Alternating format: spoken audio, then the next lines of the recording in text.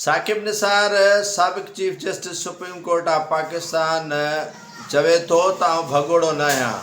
भगोड़ो कीअं न आहे, जॾहिं नवाज़ शरीफ़ मुल्क मां रवानो थियो त उनखे PTI समेत तमामु जमायतूं भगोड़ो करार ॾियनि पियूं त उहो भागोड़ो आहे, मुल्क मां फ़रार थी वियो आहे। त यकीनन साकिब निसार बि पंहिंजे पाण खे एहतसाब खां बचाइण जे लाइ मुल्क खां फ़रार आहे। मुल्क में जेकॾहिं मौजूदु हुजे या मुल्क में उनजी मौजूदगी जो हुजणु फ़रारियत न आहे, पर जेकॾहिं हू मुल्क खां फ़रार थी वियो आहे, मुल्क खां ग़ाइबु आहे साकिब निसार, त यकीनन उनखे फ़रार ई चई सघिजे थो। जीअं नवाज़ शरीफ़ खे चयो वेंदो आहे या जेके ॿिया PTI जा अहम अॻुवान आहिनि, ज़ुल्फ़ी बुख़ारी आहे या अकबर आहे या काफ़ी जेके अॻुवान आहिनि, सूरिया जेके बि अॻुवान PTI जा आहिनि, उहे शहबाज़ गिल आहे, उहे फ़रार थी विया आहिनि।